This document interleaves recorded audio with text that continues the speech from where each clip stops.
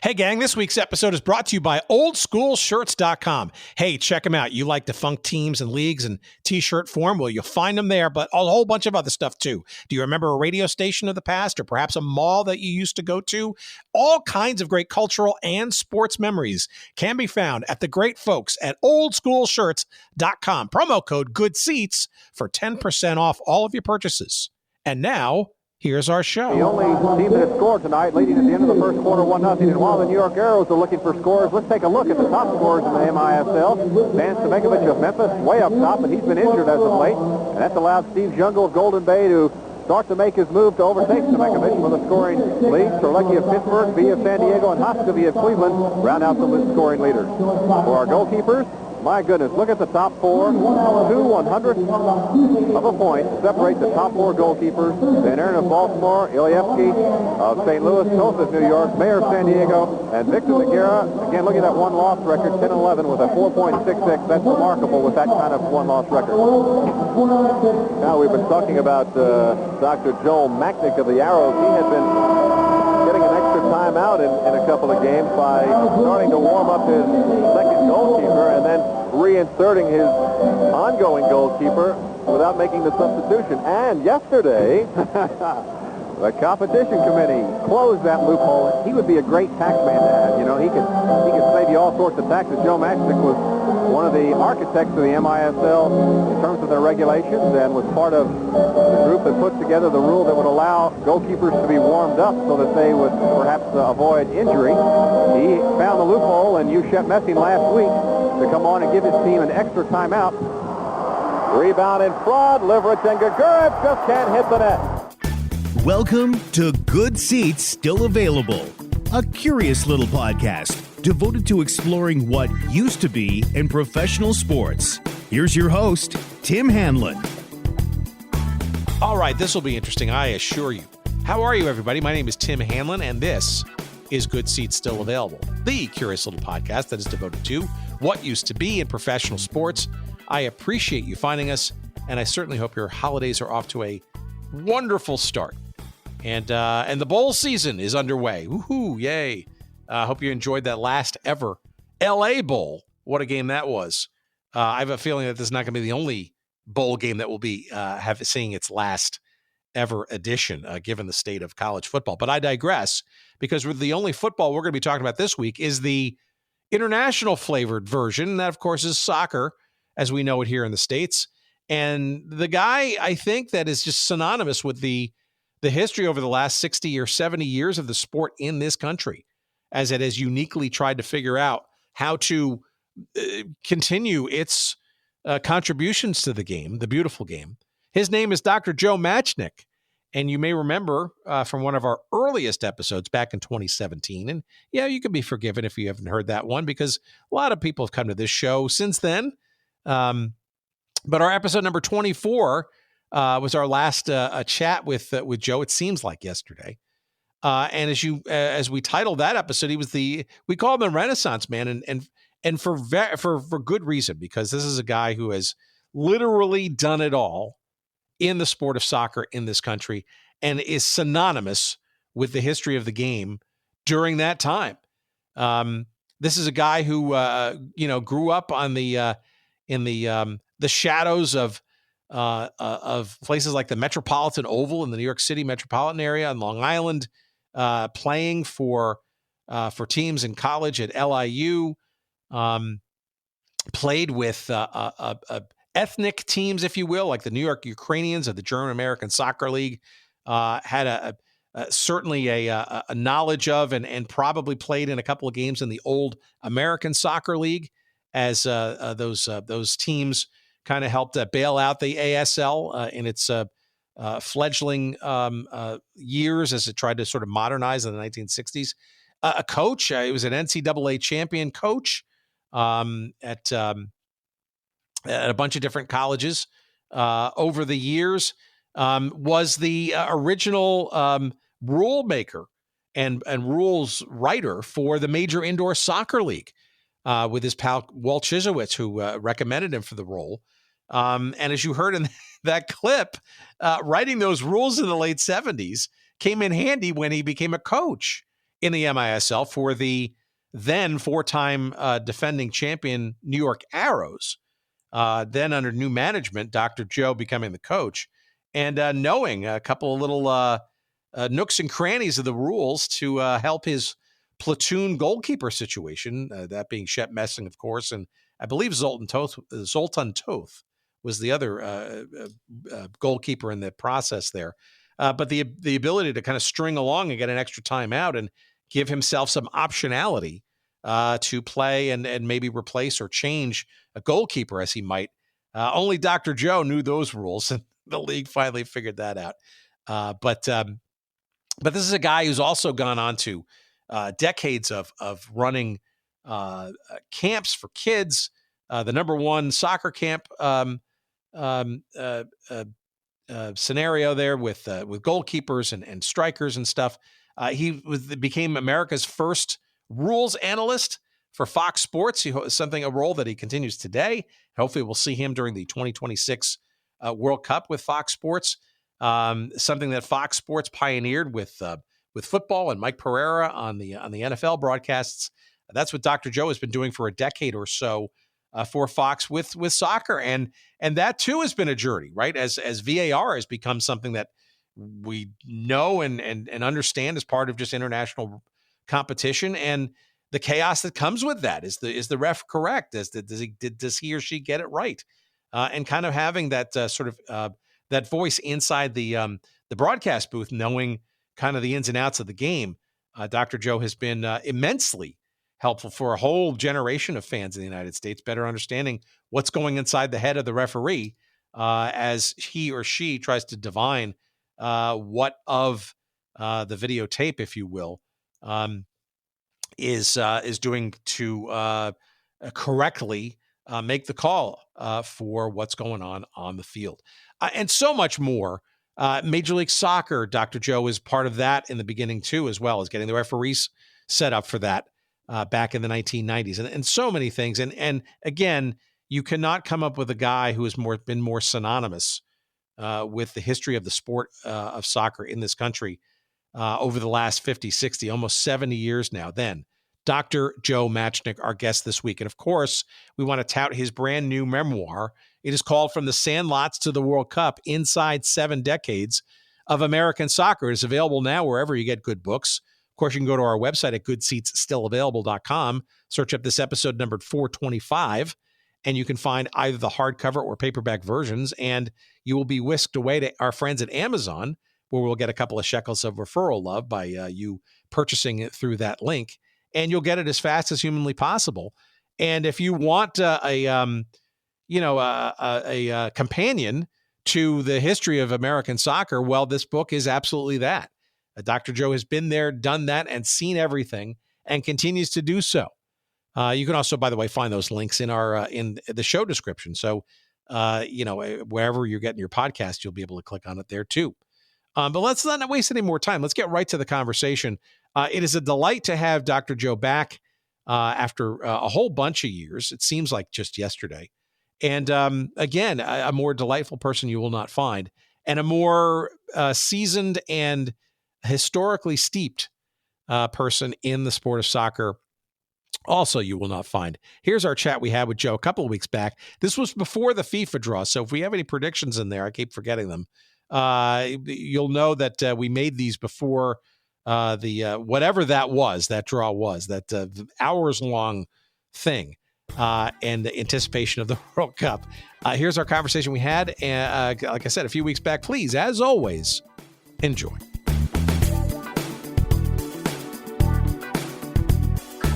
It was an honor to have you back in, I think it was 2018 when we first sort of got going with this kind of stuff.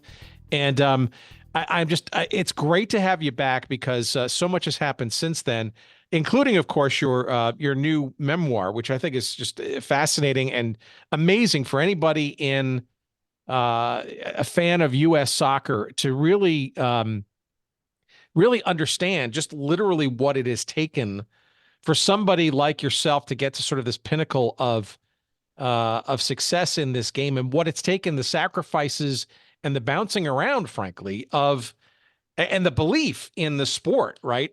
When perhaps in the earliest of days, the path was not necessarily so clear. But for our audience who maybe not have heard our previous episode, and of course we'll encourage them to do it, give us a little bit of background of you today. I think most people know you as the disembodied voice of reason around officiating on the Fox broadcasts of all things soccer. Well, thank you, Tim, first of all, for having me back. It is, you're correct, 8 years. When we first did this together, it was mostly centered on the story about the indoor league, Major Indoor Soccer League, which I was heavily involved in. I refereed the first game, and I worked in the league office there for 5 years before going on to coach the New York Arrows for parts of 2 years. Oh, we're gonna have plenty of blanks to fill in there too, so don't you worry.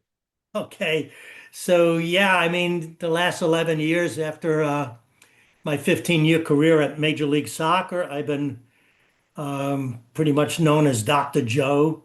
Then when they would bring me on during their international broadcasts, like World Cup, Men's and Women's World Cup, whatever, if the referee made a controversial call, it was at first my role to explain the call, to educate the viewers why the referee made that call, and then more recently to predict what the outcome, his or her outcome, would be when they went to the monitor, because VAR had recommended that perhaps the referee needed to look at a different view because he or she had made a clear and obvious error on a significant play, and that could decide the outcome of a game.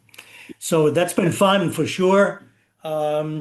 Different, nerve-wracking, a lot of pressure. Most of the time, I think 80%, I got it right. Decided what the referee was going to decide. Sometimes reading his or her body language coming away from the screen, and other times just pure guesswork. But whenever I got it wrong, I never lost any sleep about it. I just said to myself, well, I got it right, and the referee got it wrong, so I'm okay. All right, so let's unpack that a little bit, because I think it's curious, I think, for our audience as to how all this, the mechanics of that work. So I assume that Fox reached out to when they were the Fox NFL thing, right, was probably the impetus for doing the same in soccer, especially as Fox got involved in Major League Soccer, and then by extension, many of these sort of major international competitions and those rights as well, right? So they were trying to mimic, I guess, what they've done with Mike Pereira on the NFL side via the sport of soccer when those big events came up, right? Well, that's exactly right, because actually, while I was still working for MLS and we were considering professionalizing the referee program with what turned out to be what's now known as pro, we brought in Mike Pereira as a guest speaker to sit down with our panel, to tell us how they did it in the NFL with their almost full-time referees. And during that meeting, Mike said he was leaving the NFL and he was moving to California, and he had a new assignment, but he wouldn't tell us what it was. And it turned out that he became the voice of officiating for NFL, still doing it today. I heard him last weekend, in fact. And in fact, the room he sits in with all the monitors when he looks at the different plays is called the Mike Pereira room. And when I do go to LA, or when I did go to LA to work Champions League and other games out of the LA studio, I would work in the Mike Pereira room. So it's a pretty come together story how that worked out. So to tell us how that does work, though, because I think people don't understand kind of how you and many times, although not often, like if it's a major competition, obviously there'll be people actually there at the event, but I think it's lost on folks that there's a lot of calling off of the monitor. Can you enlighten us as to what do you see, what do you do, and how good are the monitors and all that kind of stuff? How are you able to even have a shot at getting a guess that might be correct, given that you're so far away from the games usually? That's interesting too, because as you're speaking to me, I'm in a little bit of a studio in my house where I have what's called a home cam. And I sit in a chair that's connected by headset with the producer, and I'm seeing the game about 15 to 17 seconds before it comes on TV, at least on my TV with satellite coverage. So I'm not seeing any replays different than the viewer at home, and I don't get to rewind or do stop action when I'm working in my home studio. But when I'm like, for example, when I was at Russia for the World Cup or in Qatar, then I would be working at the International Broadcast Center, and I would have a machine next to the monitors. They call it the Elvis machine. It's really EVS.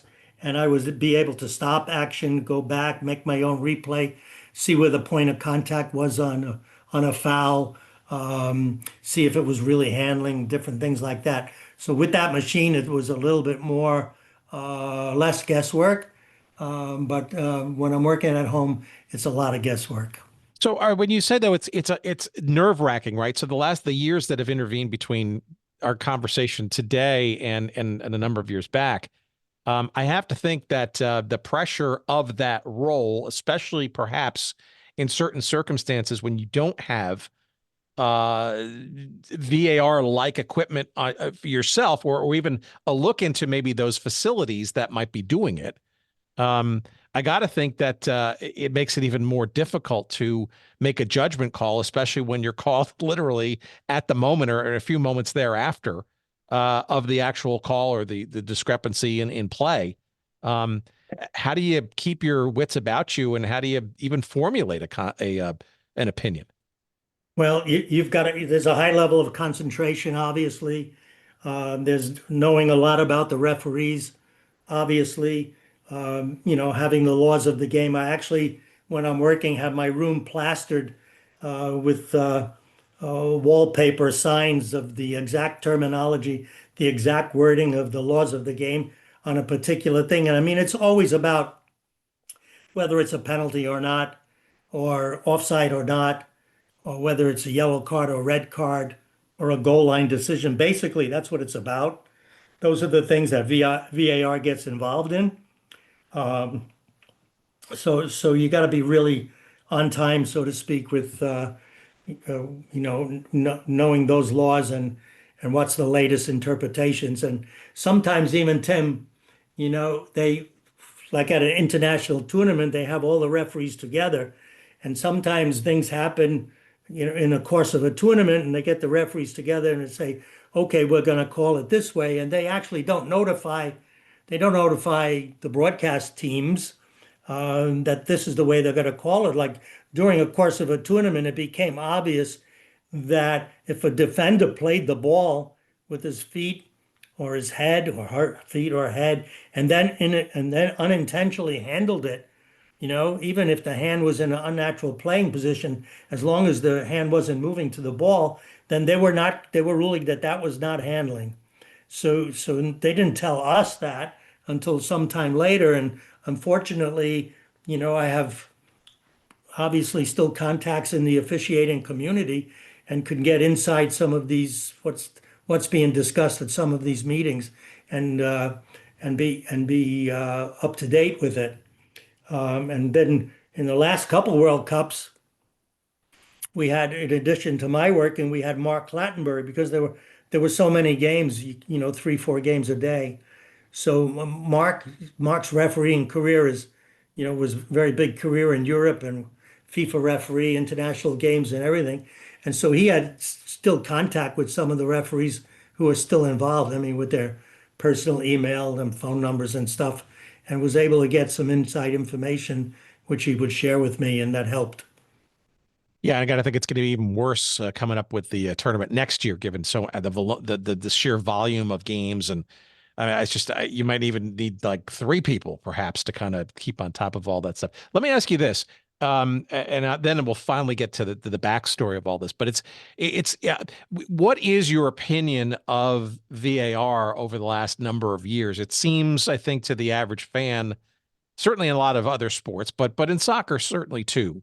It's become more front and center, and maybe, I don't know, in certain circles, maybe overused. It certainly adds a level of specificity to a certain extent to the game and to the calls of the game and stuff. But at what cost, right? To the flow of the game and the the why the referees are there in the first place. What are your thoughts about that, especially given you're in a position on the broadcasting side to kind of comment on some of the calls that are made because of VAR? Well, thank you. Throughout the history of soccer, we can look at decisions that were made in very important games that, even the slightest video replay would show that the referee's decision was wrong because he or she had just the wrong angle on the play. And Hand if of you God, perhaps? Yeah, perhaps. And so if you have a different angle that shows a better view, or actually shows what actually happened, then the referee the game should require that the referee has the advantage of seeing that view. And so from that point of view, many referees consider the VAR as a safety net, as a parachute, knowing that if they make a critical decision that's obviously wrong, that VAR will at least bring him to the monitor to take another look. Something interesting is happening right now, though, Tim, for those folks that are watching the under 17 World Cup, or just recently the under 21 World Cup. They're using video replay differently. They're giving each team two appeals of referee decisions. And so it's not a referee team up in a booth or in a truck someplace calling down to the referee saying you make a mistake.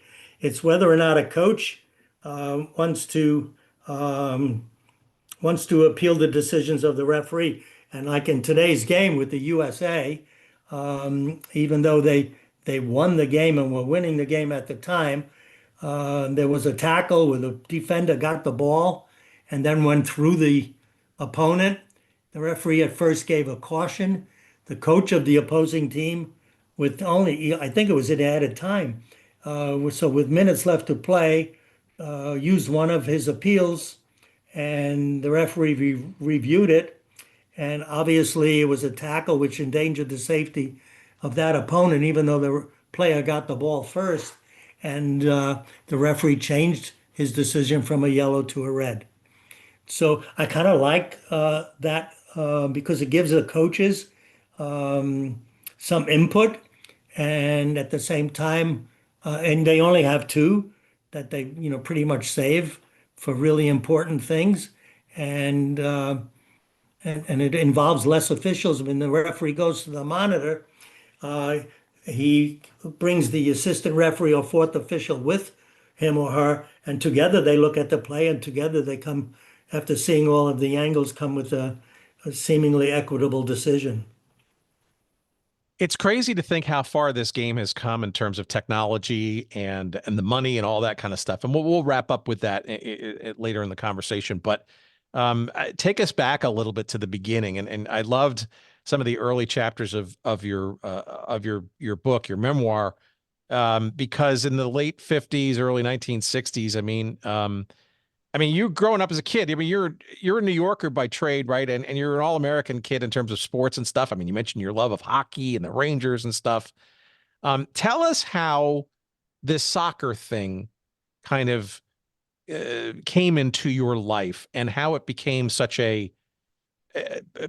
maybe a calling, if you will, or how does it come into your life, given that, in the 50s and the early 1960s, you unless you were ethnically, centered in pockets of the country, and maybe because you were kind of close to that, soccer was not necessarily synonymous with the American lifestyle, right? Especially, young, red-blooded American, teenage sports fans and stuff. How do you come into this, and how did you get fascinated by this sport?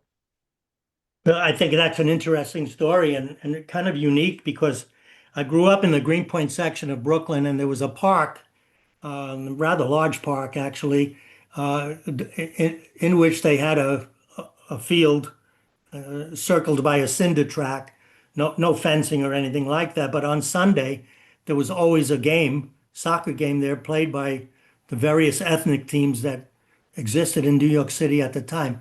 We're talking middle 50s. And I grew up as a hockey fan. You made reference to that. And the Ranger games would start at 7 o'clock in the old Madison Square Garden. And I would go out the park and watch the soccer game, kind of almost to kill time, waiting for the Ranger game to start. I lived only like 5 subway stops from the old garden. So there are so many parallels, at least back then. Obviously you have a goal and you have goalkeepers. You had back then the hockey was refereed with a referee and 2 linesmen, the same as soccer is and was. And there was a lot of passion about the game. So I got to like the game, and I always watched it from behind the goal. And I would learn a little bit about angle play. I was a baseball catcher and a first baseman, so I could catch the ball. And when I went to high school, I sat down in an English class, and it just by luck sat down next to a kid whose name was Andrew Sheparovich, and he was Ukrainian. And we started to talk about hockey because the Boston Bruins had what was then called a Yuki line. Vic Stasiak, Johnny Busick, and Bronco Horvath. And then the conversation was, oh, you like hockey? Do you like soccer? Can you do soccer? I said, no, I never played. He said, well, you could be the goalkeeper. So I went up to the gym and tried out on the gym floor as a goalkeeper, throwing myself all around on the wood. And I made the JV and then eventually the varsity, and then became one of the first recruits to Long Island University when they started to rebuild their athletic program and soccer team. So myself, and maybe this name rings a bell, but Ray Klavecka, who actually went on to coach the Cosmos and Buffalo Stallions in the indoor league, he was my teammate at LIU.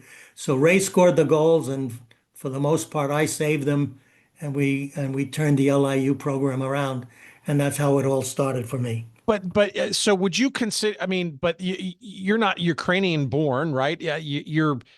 I wouldn't. Would you consider yourself an interloper into this sort of quote unquote ethnic world of this game, or is it just a natural melting pot kind of thing, and you just sort of fell into it regardless of who was sort of part of that mix? Because it would seem to me, and I'm slightly younger than you are, it would seem to me that in many cases, in these early years of, well, not early years, because the sport has existed for hundreds of years in this country, but you almost have to go out of your way to find these enclaves at this time where these games are played and where these leagues are flourishing.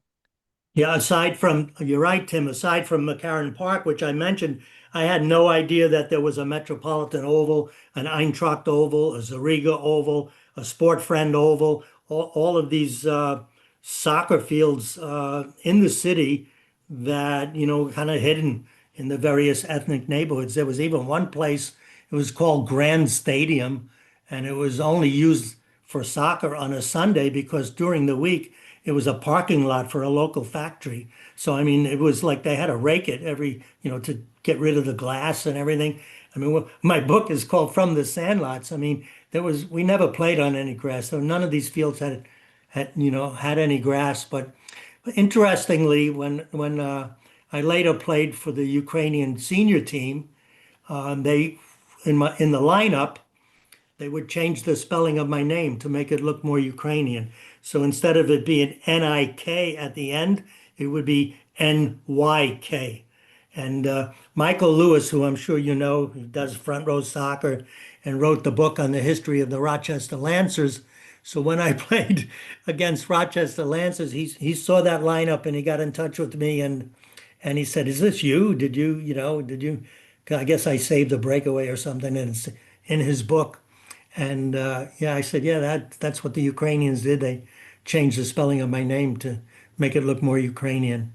But I mean, I was adopted by them. And when the senior team became really good and won the Open Cup, actually, there were very few Ukrainians on the team. We were bringing players from Canada like Gordon Bradley and Ted Purden, John Young, and others, Mario Paz.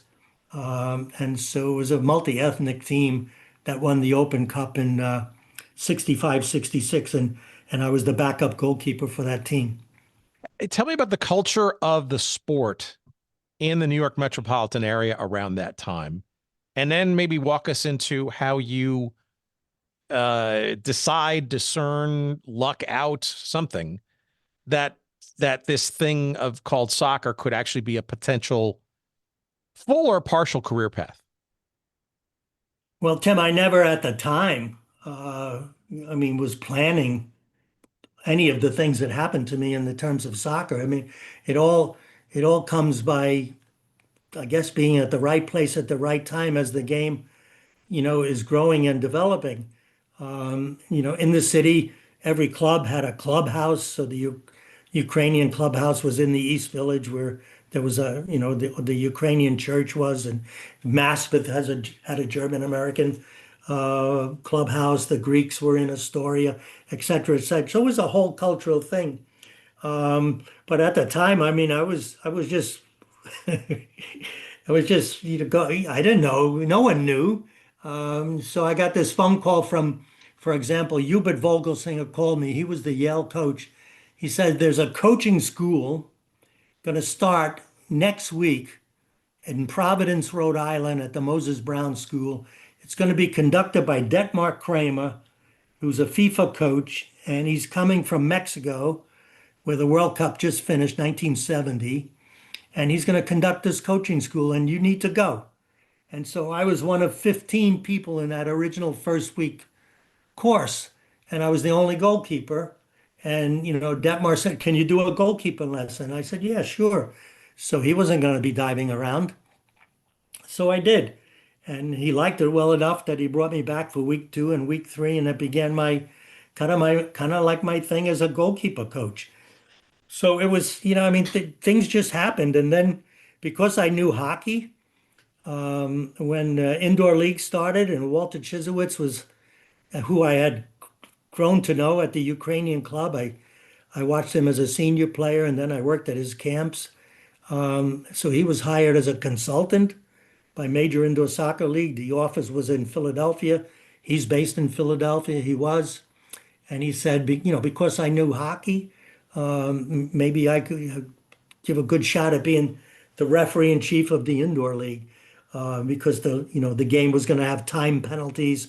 There were going to be substitutions on the fly, all things that I knew about, and could implement quickly into the indoor soccer game. So all of things happened to me. I mean, when I was working MLS, they would have me come to preseason to the broadcast meetings, just to explain the changes in the laws and the disciplinary committee, how that worked, and whatever initiatives we had for the season. And I would speak to the broadcasters, and the gentleman who ran that meeting, Michael Cohen, would put me on after lunch, he said, because I had a presentation that could, wake up the people after having a heavy lunch or whatever. And I used props and video and all kinds of stuff. And it just so happened that when Fox started FS1 and FS2 and, their own sports channels, and like you said earlier, were heavily involved in soccer and knew they had the World Cup. And starting with the Women's World Cup of 2015. So they hired Michael to put together the talent, what they called the talent. And he recommended me for that position. I had a screen test, if you will. And it just so happened that they showed me a video of the snow game. Remember the snow game where the national team played in Colorado, and you couldn't see the lines, and there was a penalty decision where Dempsey should have gotten a penalty, and so they showed video of that, and they asked me to explain what was going on. And by that time, I had match commissioner experience, So I knew the match commissioner was from somewhere in Central America, and he probably was in the locker room and was being told by FIFA that, he had to finish the game because that was on a Saturday, but there were also games the following Tuesday in a typical FIFA window. And so they had to have a result. So I explained all of that, and they liked it. So that's how I got that job too. So I mean, it's a miracle. I mean, from one thing to another, it just all come together. But nothing was planned, Tim. Well, Believe me. well, that's what's interesting about this entire arc of this story. And again, obviously we're going to promote the heck out of this book because if you really want to understand truly how one can grow with the game in this country as it has grown, you cannot find a more synonymous life story than yours. Like, so I go back to like that 1960s thing, right? So I'm sort of hinting at sort of the culture stuff, right? I mean, you just didn't sort of walk into LIU to become the coach of that team, right? I mean, there's a little bit of like, luck and relationships and scenarios and openings and that kind of stuff. But you're also being influenced, right, as you mentioned in the book, things like the International Soccer League in the early 1960s, right? With these, wholly imported teams playing in places like Ebbets Field and stuff, right? And there's this 1966 World Cup thing, whatever that is, right? Which, was for the first time, and even for a few years thereafter, the only time that, televised coverage of the games were actually seen in this country, right? Albeit in black and white and tape delay. So there Well, had to be that's right. some That's stuff right, Tim. behind the scenes, right? That may give you a little bit of like interest, like, hey, maybe there's more to this than just the blocking and tackling that I'm doing here in New York. Well, when I was at LIU, I played 3 years back then. Freshmen couldn't play, but I became very close to the coach, Gary Rosenthal. And then after graduation, he asked me to be his assistant. And I did that for 2 years while going for a master's degree. And then when he was asked to become dean of students at LIU, he vacated the head coaching position and I became a candidate. I inherited his very much championship caliber team. And in 1966, my first year, we went all the way to the final game. We lost the NCAA championship game to San Francisco, a game played in Berkeley, California. And on that team were Lothar Hacienda and quite a few players that went on to play in the NASL, but they beat us fair and square. And so, I had that instant success as a coach, even though for the most part they weren't my players. I inherited them, but it brought notoriety and things just continue to happen. Yeah. And was coaching so? And obviously, you went out to the University of New Haven with also some great success, and you sort of probably were there, where as the NCAA was kind of really getting its act together when it came to how to sponsor and support the sport as well. And then you mentioned that sort of crucial, and I think that this book is in particularly very intriguing to sort of this. I would always call it sort of, I wouldn't call it a secret kind of thing, but it's almost like. I don't know. It's almost like an amazing, private kind of story of the first ever, officiating thing in the United States for soccer. I mean, that's actually a major event that I don't think many people, especially soccer fans, really understood. I mean, there was no real regimented sort of refereeing kind of structure before that first meeting in 1970. Well, that's true. And I mean, even when MLS started, and now you're looking at 1995, 96 season, this first season, they used 202 different referees, in their games. In fact, during the playoffs, an assistant referee got an assignment in the playoffs, and it was his first game, so there was no structure. So I received a call from Sunil Gulati because he knew I put together a program for the indoor league, and he asked me, would I work with U.S. Soccer, working for MLS, but would I work with U.S. Soccer to help, organize a program, basically. I mean, and back then, one of the first things, you won't believe this, one of the first things we had to do is get all the referees a fax machine, because this is how they got their assignments. So it was like the internet was like just beginning, and there was no ability to look at video or anything. It's come really, really a long way.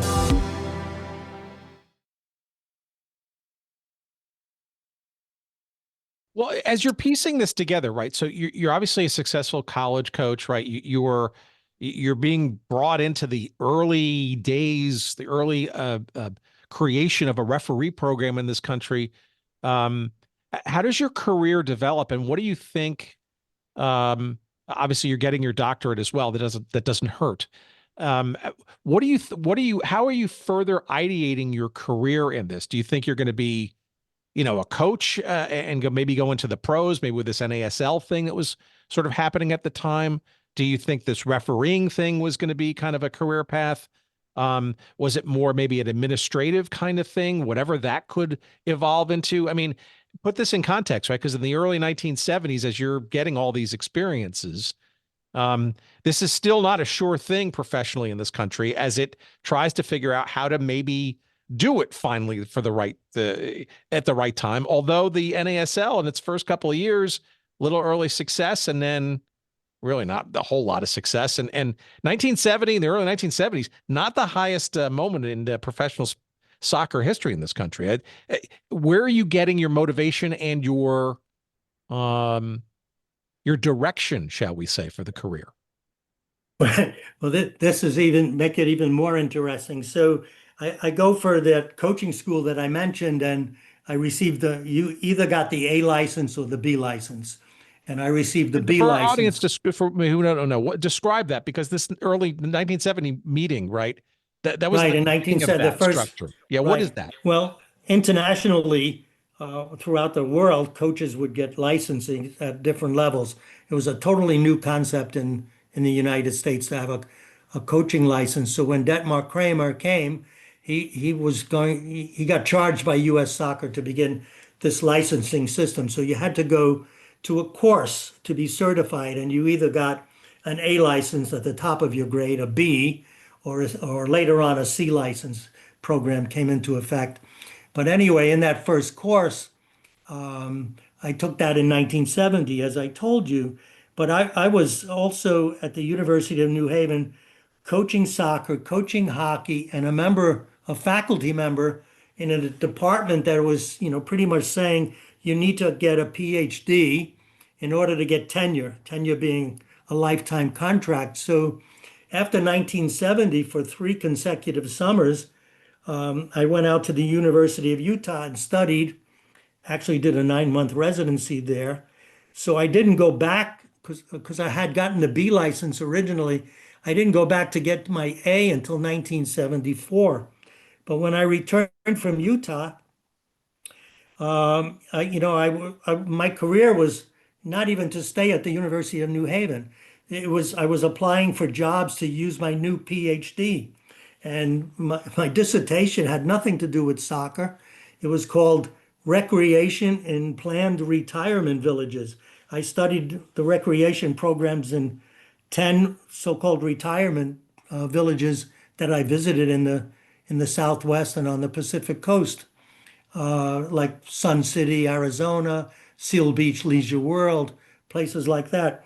And so I applied for a job at Penn State. The soccer job was open, but I would be teaching with my PhD in their physical education department. And when I got back to New Haven, this is going to sound confusing. I go back to New Haven, I had to do 1-year residency as a thank you, because the time in Utah I was on sabbatical. So I'm sitting at my desk, and the athletic director at New Haven, he got into a little trouble, and they asked me, would I serve as acting athletic director? And so now my whole career is changing. I'm not going to be teaching. I'm going to be an athletic director. And now I'm sitting at my desk, and the phone rings, and the lady answers the phone and she says, it's Penn State. And I said, oh no, I'm going to get offered the Penn State job now. And I'm going to, and what's going to, so fortunately, they say, we want to thank you for your application, but we've given the job to Walter Barr. And it was a relief. And if I know that our listeners know who Walter Barr is Sure. in a long career that he had at Penn State. So then I stayed at New Haven, and that was a fortuitous move for me. But clearly it sounds like you were thinking of an academic / administrative kind of career path, and the soccer and the athletic thing kind of was almost, I'm going to call it sideline, but it's more extra income and activity and also a personal passion or interest. Exactly. There were no Yeah. real full-time jobs as just being a soccer coach. Soccer it wasn't yet embraced, Right. on the college level. First of all, there was no women's soccer to speak of either. So you needed to do, when I got hired at New Haven, I had to do something else besides coach soccer. I was you want to be the sports information director, you want to be the director of intramurals, but we also have hockey opening. Now, I could barely skate, but I did know the rules. I passed the rules exam. So I coached hockey for 3 years until becoming athletic director. It always, you didn't get paid you had to do something else. It wasn't until much later that coaches were paid a full-time salary, make a living, support a family on just coaching soccer in college. So the 1970s, though, right, was the latter part of the decade, right? The NASL found its footing. Phil Woosnam and crew, to their everlasting, credit, willed their way to the big markets, and by the latter part, you had the Cosmos and major cities and television and all that kind of stuff. Was the North American Soccer League ever on your radar, or did it ever come a knocking? I got to think that that you probably had some interest from folks, because you were one of the, solid handful of folks, and you mentioned some names earlier that are legendary. Maybe not at the time, but certainly in retrospect. You might have been one of the handful of folks who kind of knew what the heck was going on with this game. And was there at the beginning, if you will, of this new level of growth and stuff. You must have been sought after on some level, and maybe you were intrigued with it too.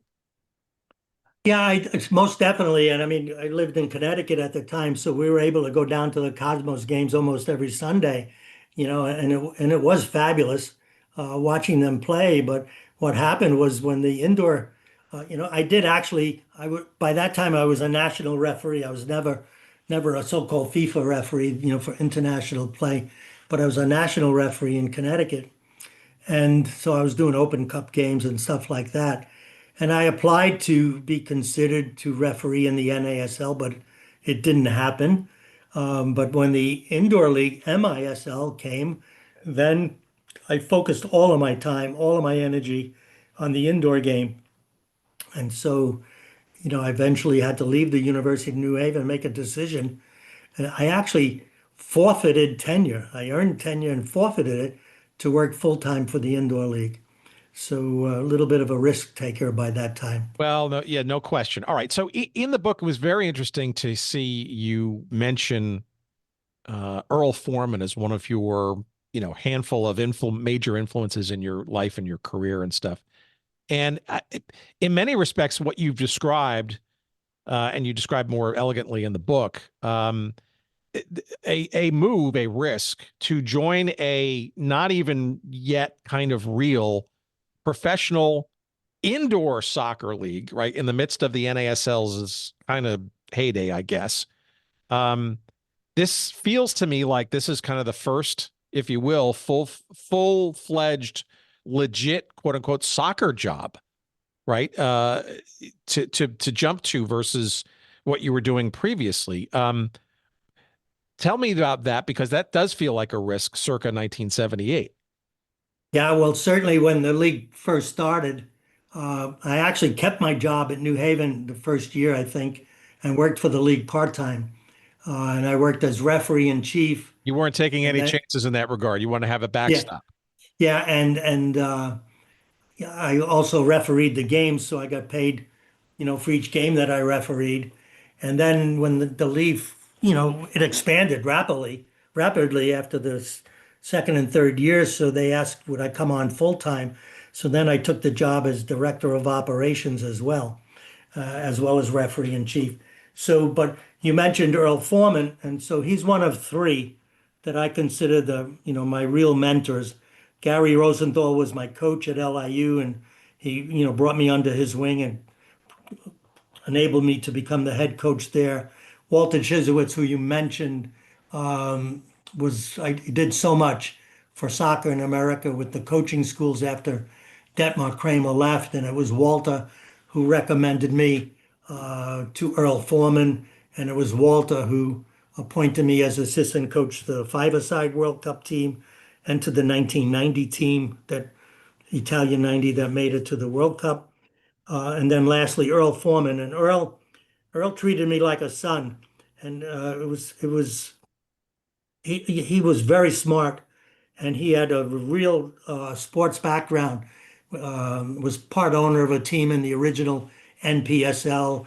He was part owner of the Washington Redskins, but most importantly, he was the owner of the Virginia Squires in the ABA, American Basketball Association, and he signed Julius Erving. Oh yeah. So Dr. J.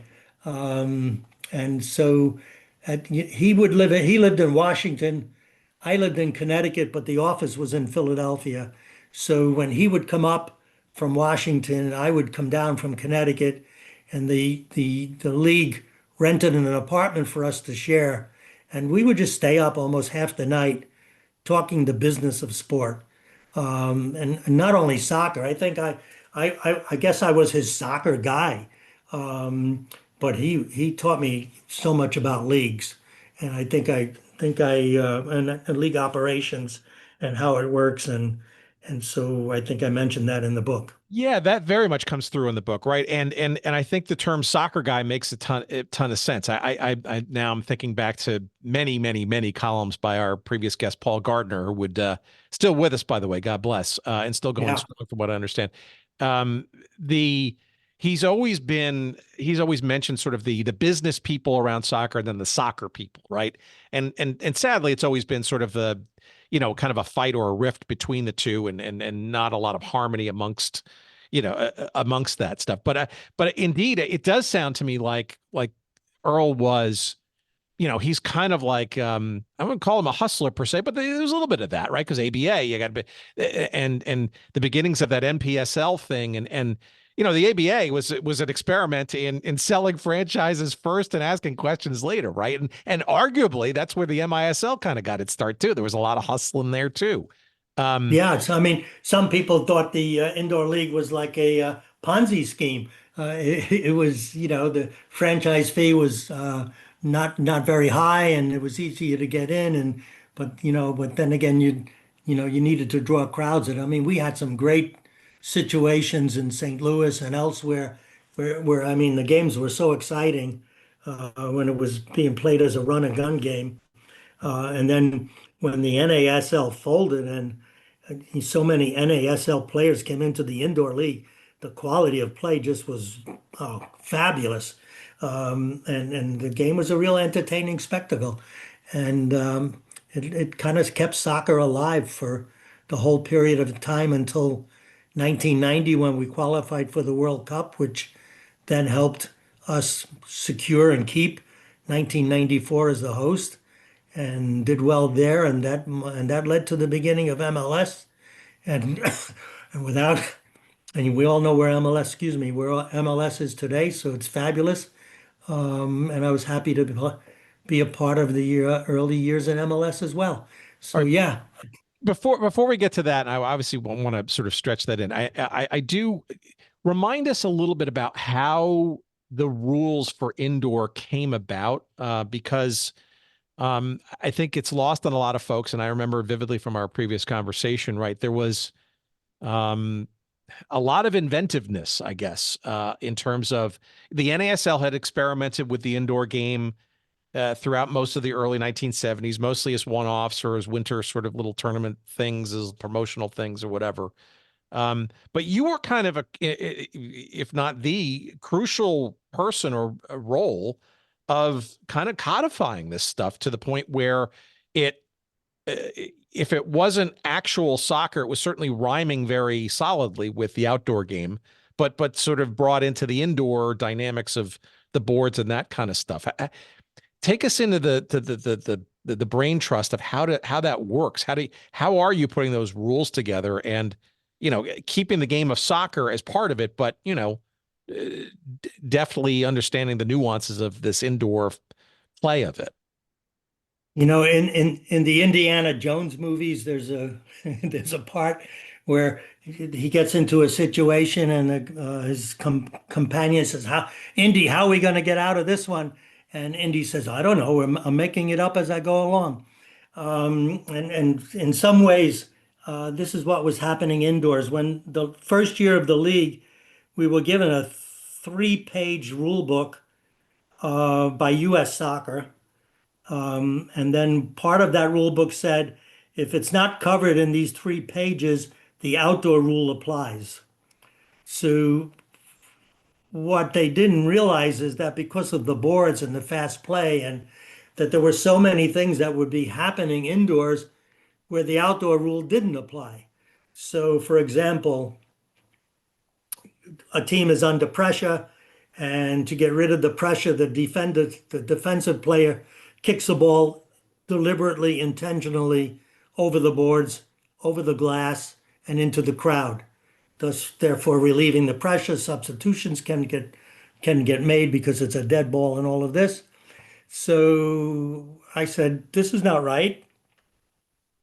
So we made the deliberate kicking of the ball by a defender to relieve pressure a 2-minute time penalty. And so we had to put that in the rule book. Another time, for example, there was and I was doing this game, it was in St. Louis, and a goalkeeper from St. Louis and a player from Detroit got into a scuffle, and then a player from the St. Louis bench got involved. He came off the bench, so I gave 3 5-minute penalties out. One to the goalkeeper from St. Louis, one to their player who came off the bench, and one to Detroit. Well, the Detroit coach, Terry Fisher, got smart, and he took out his goalkeeper and added a 5th attacker, okay, and a field player as goalkeeper. And St. Louis had to put in a backup goalkeeper who wasn't warmed up yet, and they just turned the whole game around. It was almost a riot. So after that, we realized that, playing with lesser numbers like that just gave the other team so much better opportunity. So we decided to change the rules where if you have simultaneous 2-minute penalties or simultaneous 5-minute penalties, that the player would be punished, but the team wouldn't. The team would play at full strength. And ironically, at the same time, the NHL was considering the same rule for Gretzky, because if they called the Gretzky rule, he was so good that when the teams were playing short, because 2 players were in the penalty box and each team was short, there was just too much open ice for him, and he would just take over the game. So yeah, we were just making it up as we go along. And every week I was writing a so-called commissioner bulletin and sending it out to the teams. And before you know it, by year 3, we had a real rule book. I think it's lost to a lot of fans that there was sort of this evolution, shall we say. I don't think they understood sort of the intricacies of the week by week kind of notations and stuff. But what do you attribute that period of time that the attractiveness of the game, especially in a bunch of different markets? Do you think the rules were? It almost feels to me like the rules were attractive to 3 sets of fans, right? The soccer fan who had to kind of learn the miniaturization, if you will, but also hockey and basketball fans who understood, tight spaces and 1-on-1 confrontations and 2-on-1 and that kind of stuff, and the free flowing and the substitutions and stuff. Yeah, Is that a right. And fair the speed, assessment? yeah, and the run and gun, the speed. There were many people that were enjoying indoor soccer that, didn't understand the intricacies of outdoor soccer, a 1-1 game or 0-0, where we were getting scores of like 9-7, 10-5 and stuff like that. So there was something a little bit more to get excited about. Obviously, it wasn't pure soccer. And it was so run and gun that, the intensity really increased in the playoffs. And we designed playoffs like best 2 out of 3 series, best 3 out of 5, just like NHL, NBA. And the intensity of those games just becomes so much so that the owners started to think about ways to slow down the game, to make it less run and gun and to make it more safe, because obviously they had investment, in their players, and they could, and if there were injuries, they had to bring in more players, and the budget would change and all of this. So, so they invented, much to my, I fought against them hard, but I lost. They put in the 6 foul rule, where upon the team committing 6 fouls, a player would have to go to the penalty box. And it changed the game dramatically, because no team, well, the coaches instructed their players, don't take a foul, don't take a chance, especially in the attacking half. So instead of this run and gun game that was being played that the fans loved, with scores of 10-7, 6-5, whatever, we were now seeing zone defenses, fall back, defend, and we even had a 0-0 game in indoor soccer that had to be won in overtime, and it became less attractive and less fun. Indoor soccer was fun, fun for the players, fun for even I have to tell you, it was even fun for the referees, but and certainly the spectators had fun. Yeah, you mentioned that. I mean, in the book, and again, I highly encourage folks to read this because I think, again, some of the intricacies of the MISL during this period of time. You mentioned basically the 5th year of the league was kind of a turning point for that very reason. That sort of, I don't know, to borrow a phrase from another area of your life, which is also mentioned in the book, a restrictor plate, if you will, on the Yeah, sport, right? yeah, And yeah. I it's mean, true. You look at the they stats. Yeah, yeah. yeah, they what began to happen was that they started to play soccer indoors, especially, but that wasn't the game we invented. So it became much slower. It became possession.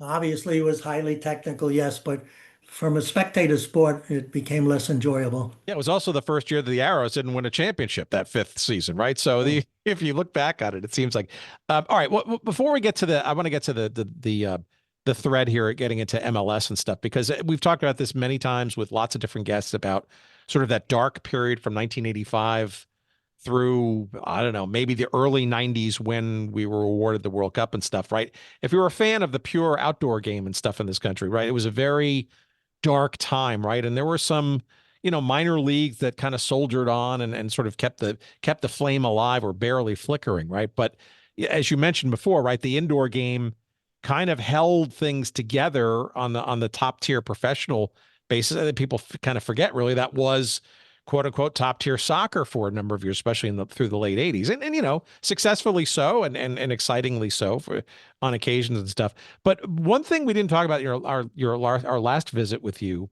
was this the AISA. Can you describe that as you sort of uh, moved on from the MISL?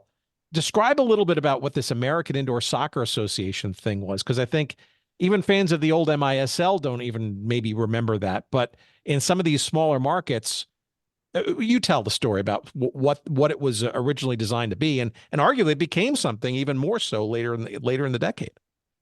yeah, I mean, every town, every city in America has, an indoor arena of sort, and most of them, you could put a full-size hockey configuration in place, or even some of them were a little bit smaller and you downsize it a little bit. But so, and they didn't have and many of these buildings didn't have a winter tenant, or a full-time tenant. So with the success of the major indoor soccer league, There were people interested in soccer in these smaller cities, Louisville, Fort Wayne, Kalamazoo, Toledo, Columbus, Cincinnati, Memphis.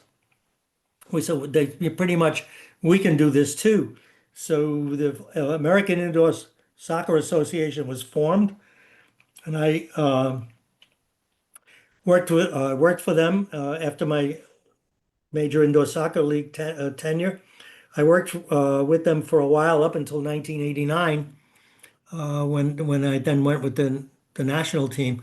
But I mean that league AISA had some success also, and got, a crowd of 3,000 people would fill a building often, and the atmosphere would be the same as if it was 16,000 people in a building that sat that many. So. Was it rowdier? Was it kind of like minor league hockey in that regard, but given the markets and the that kind of the other tenants in those buildings generally? I'm familiar with minor league hockey because my time in New Haven, there was a team called the New Haven Blades in the Eastern League that every game was a fight. No, we shared the referees with the big league. I made an arrangement with the MISL that, like for example, if there was a game in Columbus in AISA and a game in Cleveland the following night in MISL, we would use the same referee. So we kept the Oh, I game didn't under realize control. that. So they would actually get two league experiences and get paid by two different leagues? Yeah, Huh. exactly. And it was good. It was good for the league, and it was good for the referees also. And we had some really good players when the indoor league, when the MISL, began to come down, fall down a little bit. Some of these players from the indoor league came into the AISA and made for really good competition, really fan-friendly sport, and then like I said, it was we're doing very well for a period of time.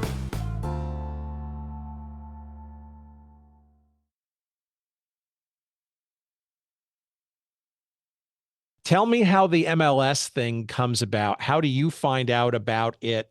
How do they find you?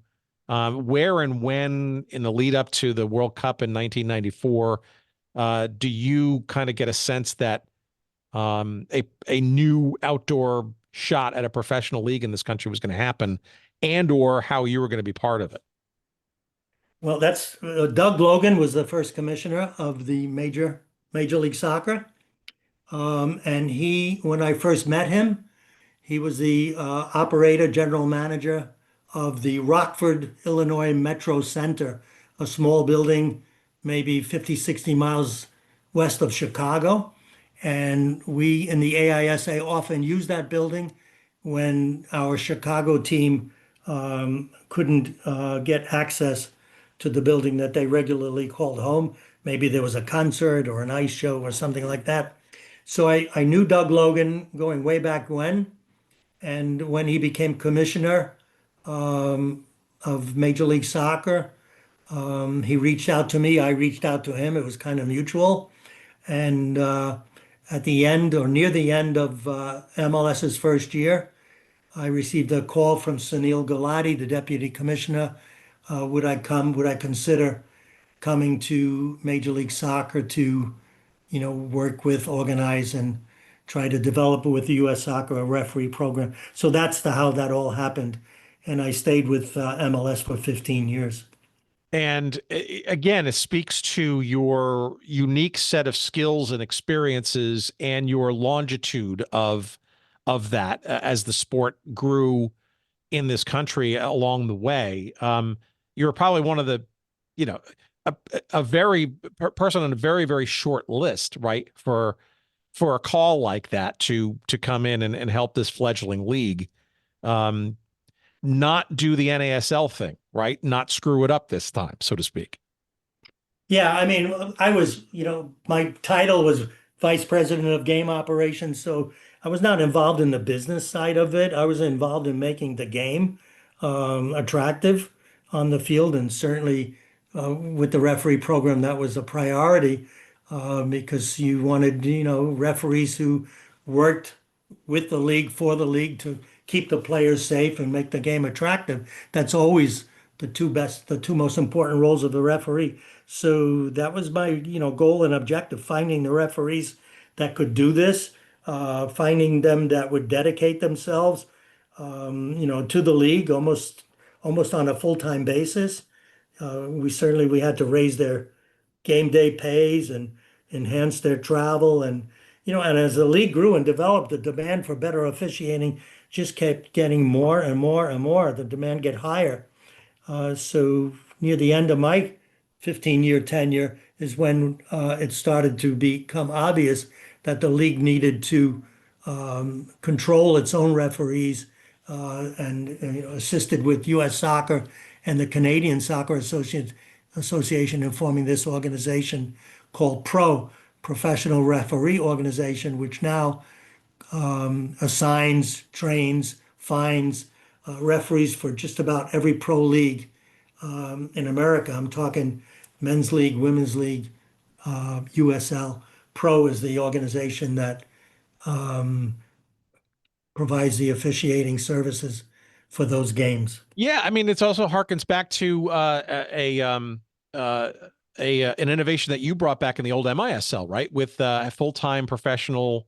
That was a big thing back in the day. Yeah, I You think actually have full-time refs. I think you're right. I mean, in the indoor game, the game was so specific in the demands of refereeing that we decided that we needed a full-time staff. And I think MISL may have been the first full-time referee staff in the world. Not where they actually the referees were paid a salary and had health benefits, 401k, the whole deal. And so they were doing the six referees who were full-time were doing like 70 games a year. Personally, my memories are that Gino DiPolito refereed every game I ever saw. So I don't know about that, but maybe Herb Well, no, Silver. well, and he might have. I don't know how many games you saw, Felix but Fuchsman, a couple of games. That's about it. yeah, But Gino was Gino always there. He was like the guy, right? If it wasn't Gino, it wasn't a big game. Gino was the guy.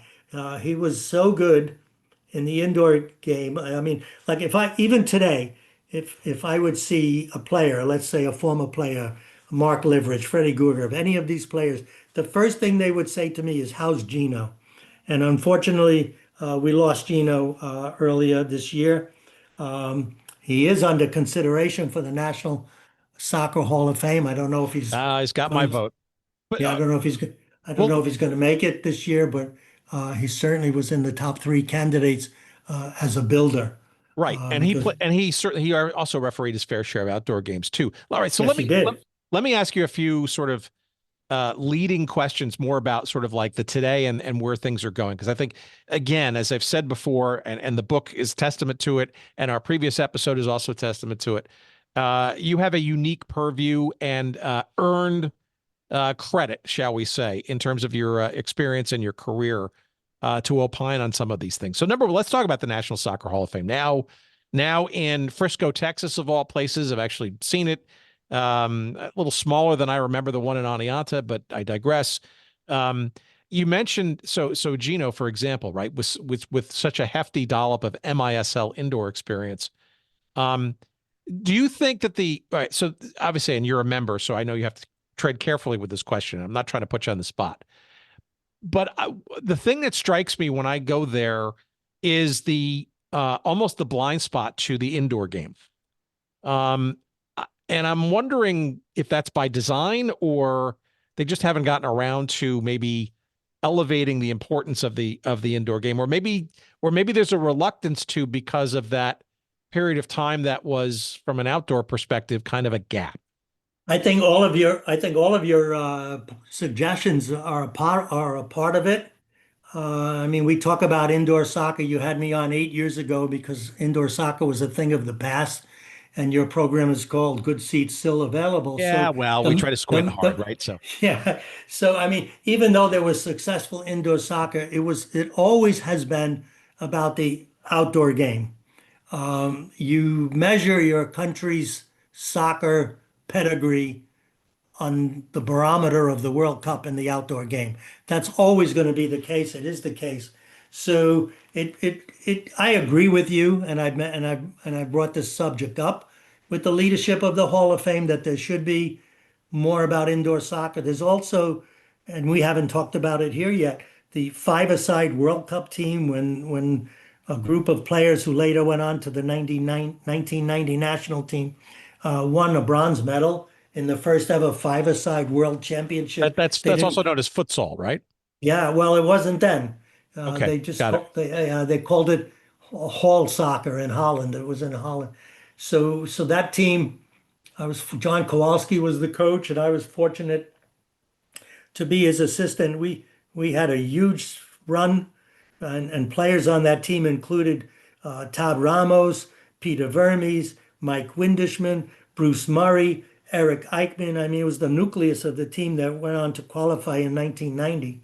And so they got their first real feel of what winning was like. We beat Paraguay, Argentina, Brazil, Italy in that tournament. Granted, it was five-a-side, but we won. And we got unlucky. In the semifinal, we came up against the host, Holland. We lost 2-1. And then we won the third place game against Belgium. So yeah, there should be a little bit of that in the Hall of Fame, and maybe someday there will, because otherwise it's going to be completely forgotten, and that's why I put it a big role of it, in the chapter in the book. All right, let me get your opinions on Major League Soccer. Did you ever think, either during or after your 15 years or so there, in the earliest days in its sophomore and junior years, if you will, of life, that we would be sitting in the precipice of almost 30 teams, many of them with soccer-specific stadiums, and even a few of the teams, even though they're not independently owned and operated yet, they're still centrally controlled by the league. Some are approaching billion-dollar valuations. It's an incredible story, a testament to the work of Don Garba when he first came on as commissioner. We downsized. We lost Miami. We closed Fort Lauderdale. 3 owners stepped up and kept the rest of the 10 teams alive for a period of a time until Don Garba could, with Mark Abbott, work on the business plan to make it possible for other owners to come on. But it was scary there for a period of time. We took pay cuts at the league office. There was every other pro league, including the indoor league, folded. And we were nervous about that also. But Don Garber and Mark Abbott and his staff persevered. And that's where we are today. It's an incredible story. And yes, I wouldn't believe it. But I do believe it. And the games are high quality. The officiating is high quality, and the games are exciting, and we're seeing crowds. I don't know the exact statistic, but I think we're number 3 and number 4 crowds in the world for professional league on a date yeah. Yeah, and what do you think of the pyramidical components of this? I don't know, USL doesn't get along with MLS and that kind of stuff. USL is looking to have a league to go directly against MLS in 2 years. You got the women's game. We've got 2 Division I leagues now with the Gamebridge League and the USL. You've got and more franchises, it seems, at those levels and stuff. Do you think it's on a healthy trajectory? I mean, I'm not going to drag you into the pro relegation kind of debate. Why not? Well, I mean, I think USL would love to have that as maybe as a differentiator to MLS, but MLS has got MLS Next Pro and all that kind of stuff. It just seems like there's just an explosion of leagues at the minor league level, and now maybe a challenger to MLS at the top level. Are we maybe approaching saturation, or maybe too much confusion? Maybe too much. I think it just goes along with the entire story of the growth and development of soccer in America over 7 decades. It's every town now. We have one here in Charleston, the Charleston Battery. I mean, they just got knocked out of the playoffs last week, but So, I mean, they're getting crowds of 5,000, 6,000, and this is happening all over the country in unbelievable, cities where fans have embraced the sport. You would never even think this was possible, going way back when MLS started 30 years ago. So, the promotion and relegation thing is an issue. Well, here's the issue. Some of the best games I've seen watching games in Europe are the games where a team is fighting to stay in the first division, right? Or the team is fighting to get promoted. Those games are fabulous. So the games at the bottom of the table have meaning. They're meaningful games. When Bob Bradley was coaching the national team, he would always say, "We need our players to be playing in meaningful games," meaning games at the bottom of the table. You were fighting to win, and because if you didn't win, you're going to lose your job. So that's an issue. Um, um, I think it's also an issue, and I think it's been discussed recently that, originally Major League Soccer was formed to help our national team qualify for the World Cup and do well in the World Cup. And you remember we had the college draft, and we were relying on college talent to stock our teams, and then it was shown that the quality of play wasn't good enough because people can watch international soccer on their TV 24 hours a day. So with streaming services and whatever, you can even see games from Poland now, which, I'm Polish Hallelujah. American. So, yeah. So it's great that there's so much soccer, but you have this product to compare it to. And so MLS made the decision, to enhance its talent and it started with maybe Beckham and, there's so many others, but obviously Messi. So the quality of play has improved, yet there are not significant number of Americans on the field that they're going to Europe because they can hopefully get playing opportunity. It doesn't always happen for some of them, but so our national team, when we put a team on the field in the World Cup, I don't know how many MLS players are going to be on that team. Most of the players will come probably from teams that are in Europe or elsewhere. All right, one more on MLS, and then I want to get to the wind up on 2026 for the World Cup and stuff. So, and we'll segue neatly there, I promise.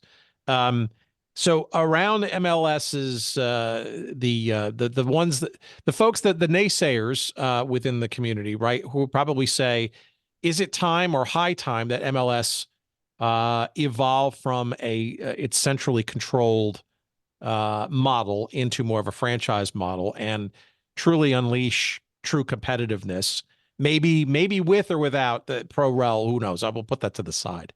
So the central control question, and then I guess there's also the college game, right, which you hinted at, which is also being discussed as being to be retooled to be a little bit more feeder friendly, shall we say, to the upper ranks.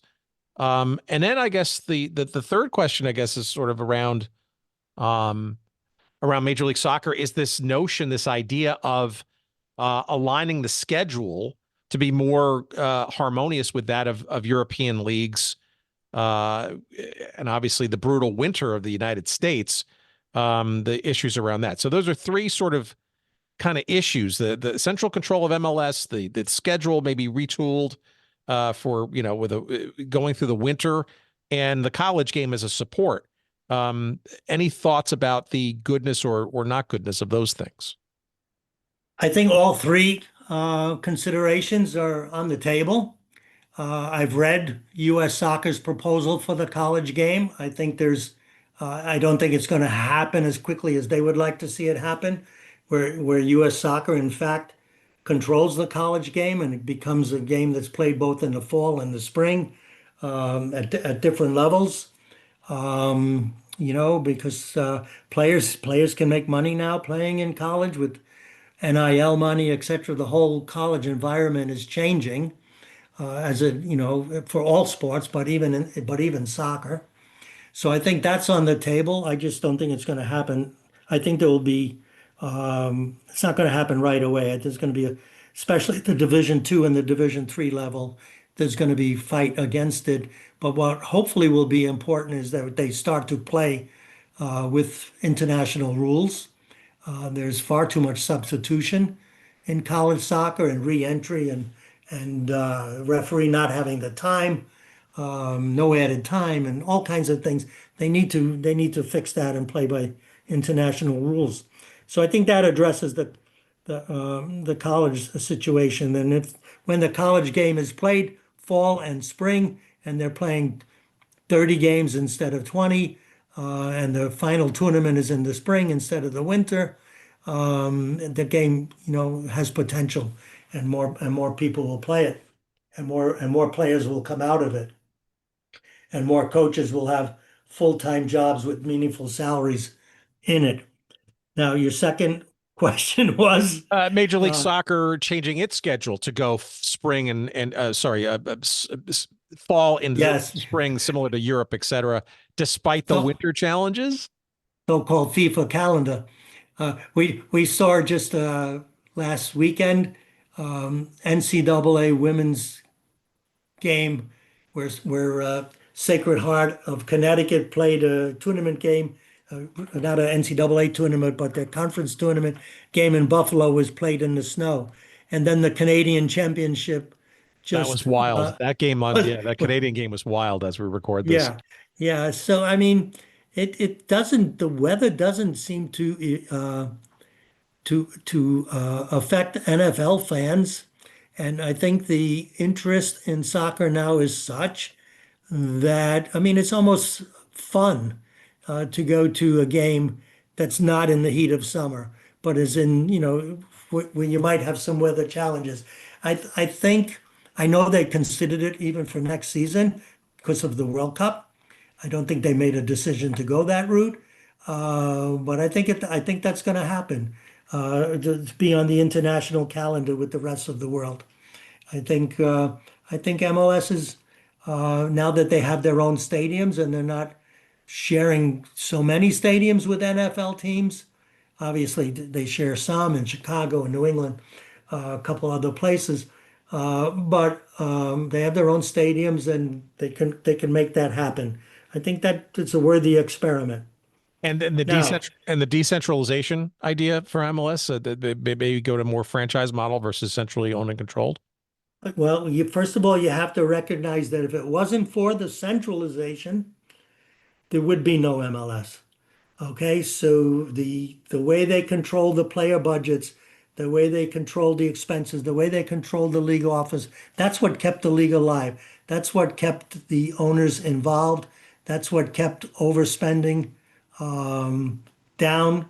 That's what kept, all of the perils and pitfalls that the NASL went through because it was not centralized. They learned from those mistakes and kept MLS alive. I really don't feel qualified to answer this question in terms of they're ready. I know that, excuse me, Messi just the other day said we got to, bring more players from Europe like himself. And certainly that will increase the quality of play, but you have to always be careful that at the end of the day,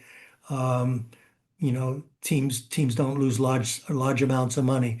I'm not familiar. I haven't been working at the league office for 11 years or so, so I'm not familiar with the budgets and what the profit lines and or losses or things like that to be qualified to really answer that question.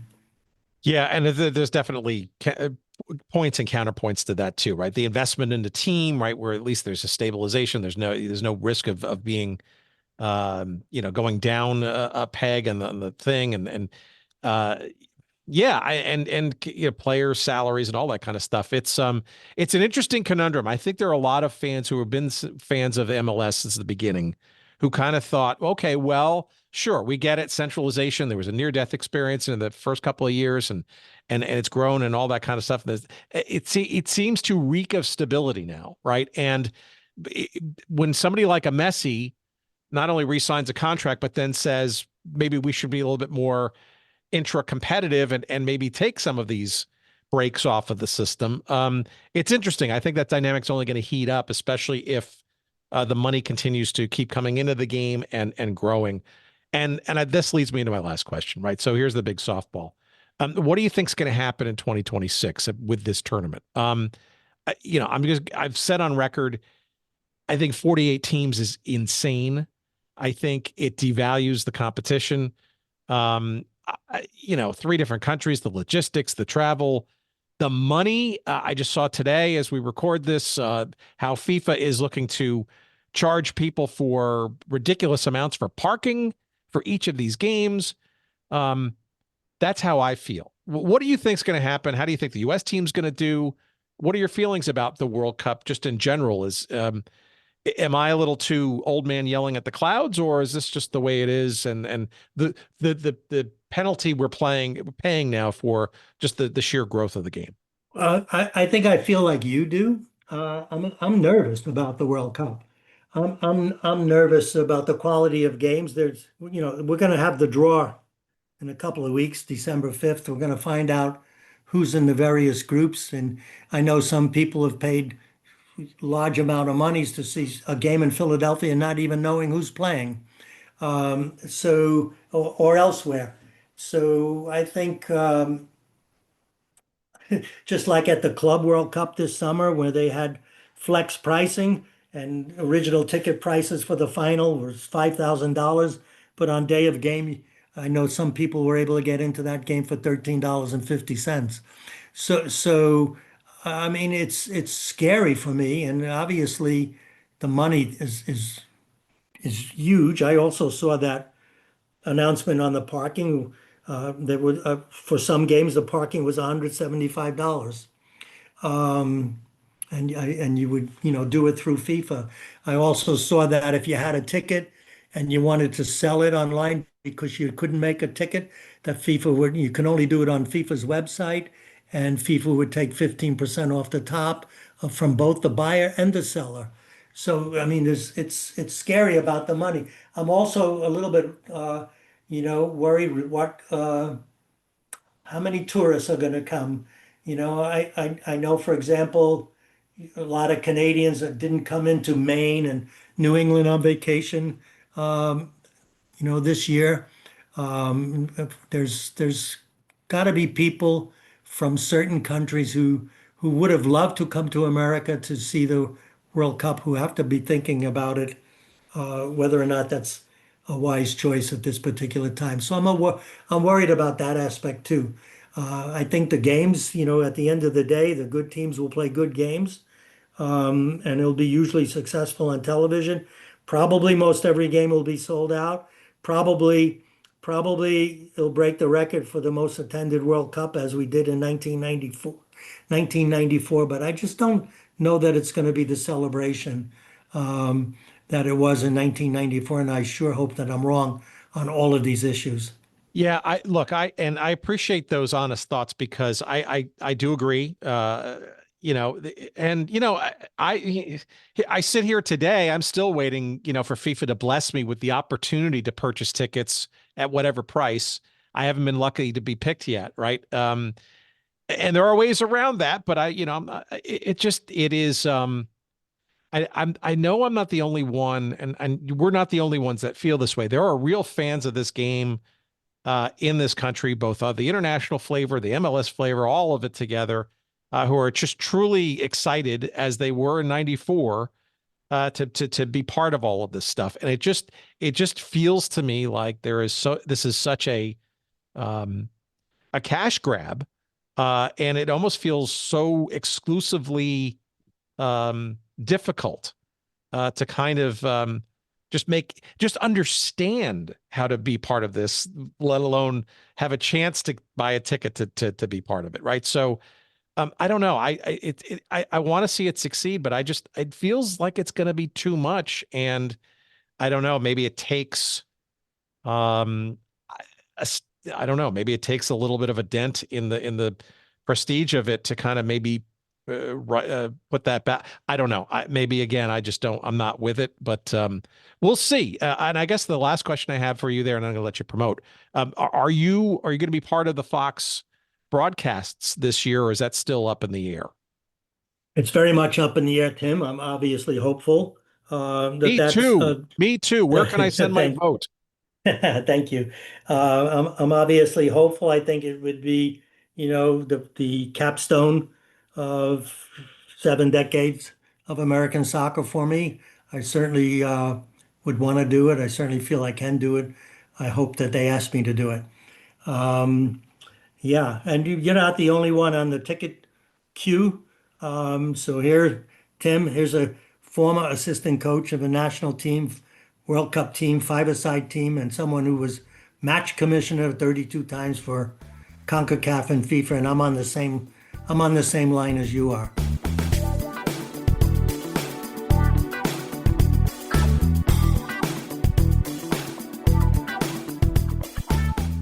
All right, my thanks to the good doctor, and the book is a must get. If you consider yourself a fan of the beautiful game here in the United States, if the history of it seems to flummox you, and as it still does me, and I consider myself an aficionado, the history of the sport in this country is wacky and then some. If you'd like to, there's no better, frankly, personification of that history than by understanding the story of Dr. Joe Machnik. And the book is called From the Sandlots to the World Cup, Inside 7 Decades of American Soccer. It is a wonderful read. You will learn a lot. And it is available, as they say, wherever good books are found. You can also go to our website at goodseatsstillavailable.com and search up this episode numbered 425. And you will find a couple of convenient links there to our pals at Amazon. And we'll get a couple of shekels of referral love when you purchase it that way. You can get either the hardcover or the paperback versions. You can also find these links in the show description in your favorite podcast catcher as you may be digesting this week's episode.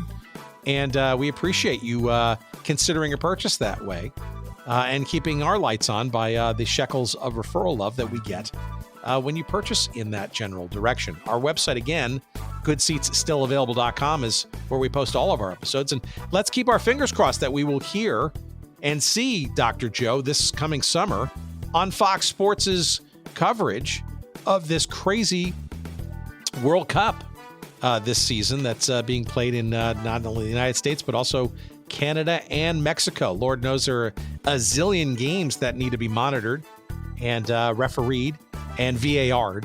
And hopefully Dr. Joe will be part of that mix to keep us all informed about what the hell is going on the field there with accuracy and aplomb. You can, again, find our website at goodseatsstillavailable.com. We post all of our episodes there. Of course, if you can subscribe or find us on your favorite podcast feeder, if you haven't done so already, that's the best way to make sure you get all the episodes for you. And you can send us email at hello@goodseatsstillavailable.com. That's the address for that. You can follow us on the various socials. On X Twitter, you'll find us at goodseatsstill. On Blue Sky, you'll find us at goodseatsstillavailable.com. And just about everywhere else, you'll find us at Good Seats Still Available, all one word, including YouTube, where we post all these episodes for you in audio fashion as well. It's what we do for you here. hello@goodseatsstillavailable.com. That's our email address. I think I may have said that before. And thank you kindly for listening. Thank you to Jerry Payne, of course, for his audio excellence this week. Lots more to come. Some holiday fun and frivolity in the feeds to come your way. And lots more for 2026, God willing. Thanks for listening. Take care of yourselves and easy on the eggnog, will you?